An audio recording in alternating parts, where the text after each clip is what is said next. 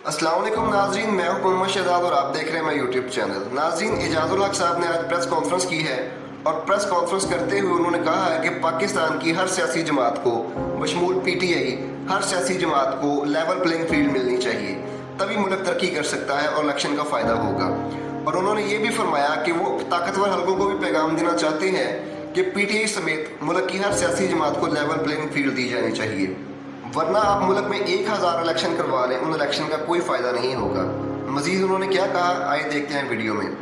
बहुत से लोगों ने रब्ता किया है, लेकिन हम उन लोगों को सामने लेकर आएंगे जिनकी एक अच्छा बैकग्राउंड भी हो और जो साफ और शफाफ इलेक्शन भी लड़ना चाहिए। ये भी आप लोगों को पता है और इस बात को भी मैं क्लियर कर दूं कि जो सियासतदान होता है वो हमेशा देखता है कि मैंने इलेक्शन कैसे लड़ना, मैंने इलेक्शन जीतना कैसे।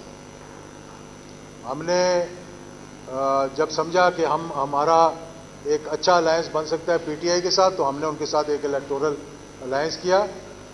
पार्टी हमने जाम नहीं की थी, ये चेयरमैन पीटीआई को भी पता है, सबको पता है कि हमारी पार्टी, और मैंने बाहर निकल के सबसे पहले यही कहा था कि हम जमात जाम नहीं कर रहे, हम इलेक्शन मिल के लड़ेंगे। आइंदा भी जो अलायंस बन रहा है हो सकता है कि हम एक सिंबल पे इलेक्शन लड़ें, जैसे एमएमए ने लड़ा, जैसे आईजीआई ने लड़ा, इसी तरह हमने उनके साथ मिलकर लड़ना था। एक दो और भी जमातें थी जिनको वो साथ लेकर चलना चाह रहे थे, उन्होंने भी ऐसे इलेक्शन लड़ना था। लेकिन फिर मैं तो शुरू से यही समझाता रहा कि देखें, दीवार से सर नहीं मारना चाहिए, दीवार तो नहीं टूटेगी, आपका सर फट जाएगा। तो थोड़ा सा असर होता था, थोड़ा सा नहीं होता था। अब मेरे सामने कभी ऐसी कोई बात नहीं हुई जिससे मैं कह सकूं जी कि इनका वो था, एजिटेशनल मूड था, या ये चाहते थे कि इस तरह हम आग लगाएं और इस तरह जलाएं। लेकिन जो कुछ हुआ 9 मई को, उसको हमने कंडेम किया, मेरे साथियों ने कंडेम किया, उसको मेरे ख्याल में हर मुहिब वतन पाकिस्तानी ने कंडेम किया। वो नहीं होना चाहिए।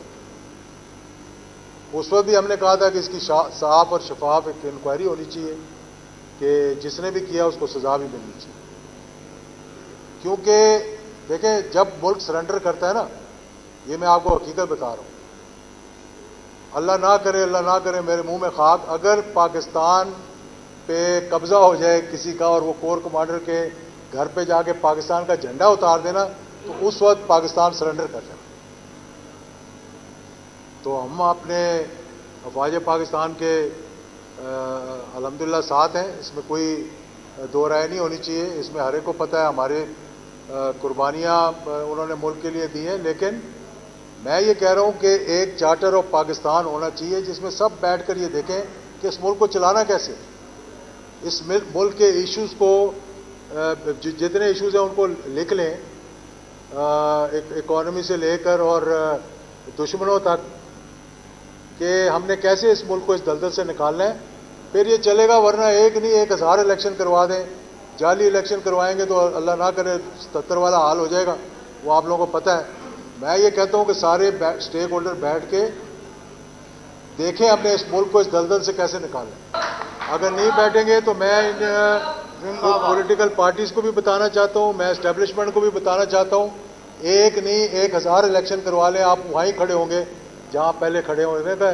वो सुई जो है ना, 12 से शुरू होती है, सारा घूम के 12 पे चली जाती है, तो ये सुई ऐसी घूमती रहेगी, 12 पे वापस आती रहेगी। इलेक्शन साफ और शफाफ होने चाहिए, लेवल प्लेइंग फील्ड हर किसी को मिलनी चाहिए।